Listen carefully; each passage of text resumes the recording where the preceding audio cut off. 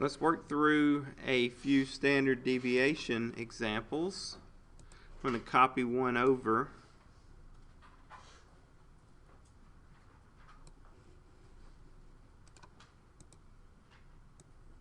Okay, so remember the standard deviation is the square root of the variance.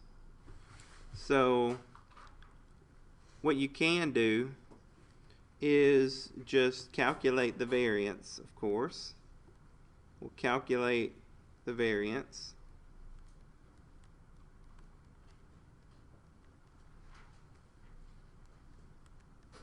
And then we'll take whatever that gives us, we'll take the square root of it. Alright, and the symbol for sample standard deviation is S. That is the square root of the sample variance. Alright, so you can see this data set has 9 values. Alright, so let's get to it.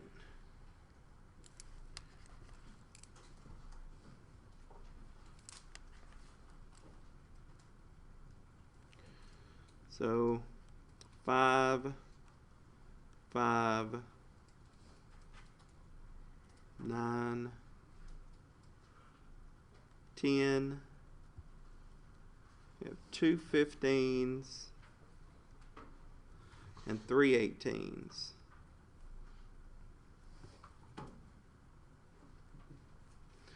Alright, that's not X bar. I don't know why I wrote that up there. That's X. We need to calculate X bar, the mean. Alright, so add all of the data items together.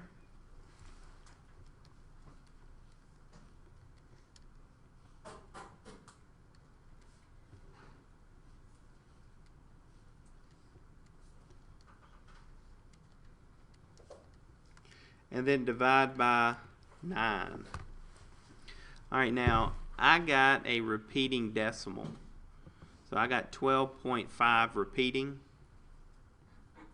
Anybody else get that? Okay.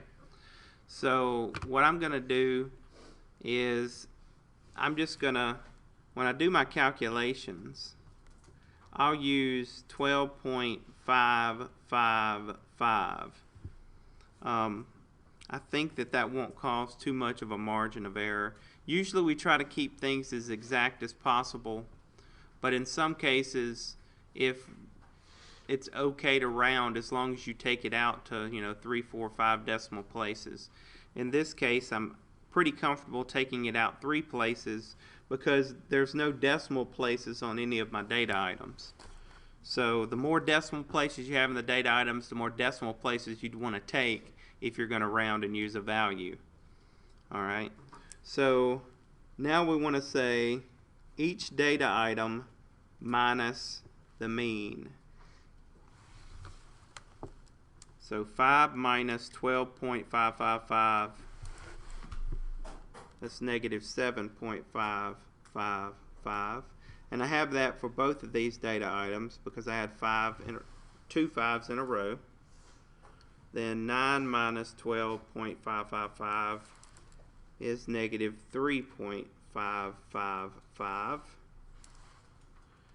Then 10 minus 12.555 is negative 2.555. 15 minus 12.555 is 2.445. Alright, and I have that data item twice, so I'm going to write it down twice. And then 18 minus 12.555, I have 5.445 for those 3 data items. The next thing that I need is each deviation squared. So I'm going to take negative 7.555 and square it. And I get a lot of decimal places. I'm just going to take this out to 4 decimal places. I think that if we round our answer to 1 decimal place, since that's what the directions ask for, taking it out to 4 will be more than enough where we won't have a margin of error. So I got 57.0780. So that's the first two answers there. And then negative 3.555 squared, I got 12.6380. Negative 2.555 squared, I got 6.5280. Two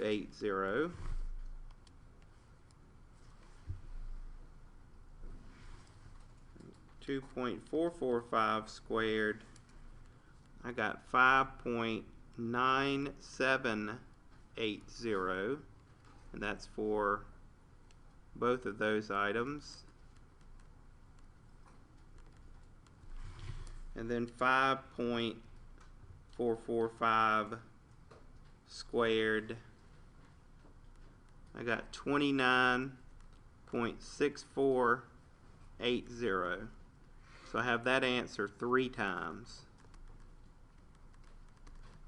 So you can see it'd be really easy to be off on this answer. So sometimes if you have time, you might want to, work a problem out twice, or if you're not getting the right answer, just go back and see where you had to do a lot of number crunching, and more than likely you messed up on one of those. So I'm going to add all of these together. Please add them with me so you can check my answer.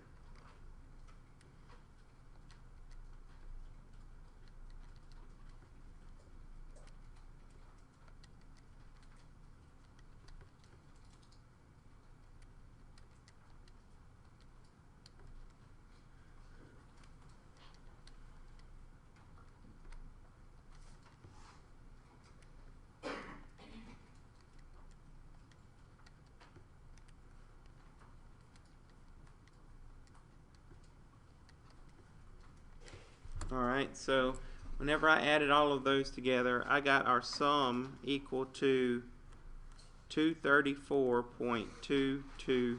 Did anybody get that answer? Good.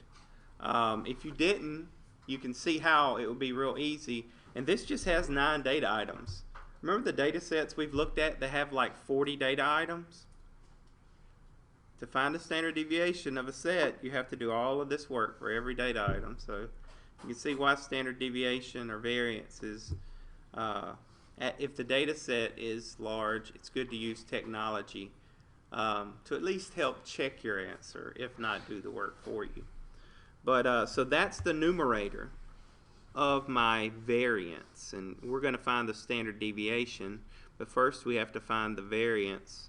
So that's going to be 234.222 divided by n minus 1. So we have 9 data items. N minus 1 will be divided by 8. And now this is the answer. This answer actually is the variance, right? So we don't want to round yet.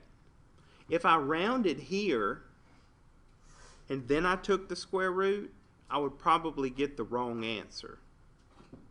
So you don't round the variance before you get the standard deviation, okay? Unless you're trying to find variance in the problem, which most of the time we're going to be trying to find standard deviation, or it's going to be given to us.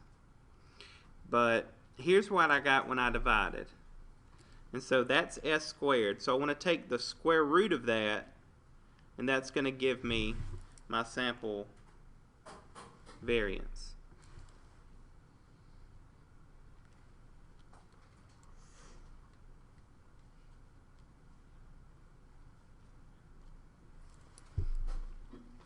Alright, and so I got, if I round this to 2 decimal places, or I'm going to do it to 1. To 1 decimal place, I'm sorry.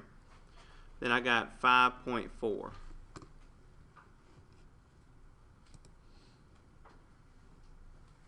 Okay.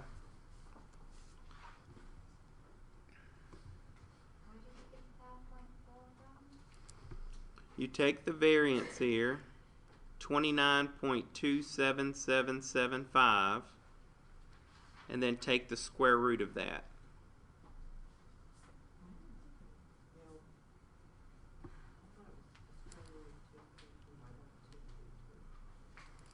So this answer right here is my variance, right? Let me double check that.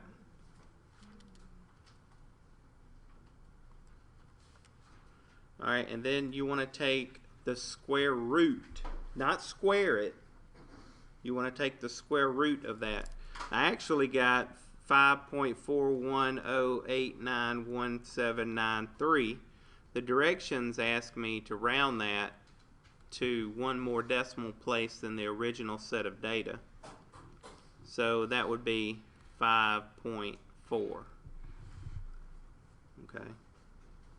I'm looking at the answer, and that's what we were supposed to get, so I know that we got it right.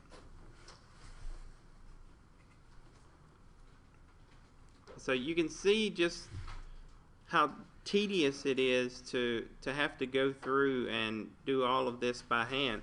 Imagine if we had decimals in here, just how much more work or how much more room for error you would have. Okay, so it's very important that if you have to calculate a variance or a standard deviation, that you're very, very careful with your data items. Okay, especially whenever you square right here, you see it's real easy. We didn't even have a decimal in our original set of data. We had one in the mean, but over here it's very easy to get off by a decimal place or leave a number out or something like that. So you've got to be very, very careful, very meticulous with your work, very organized with your work to get these answers right.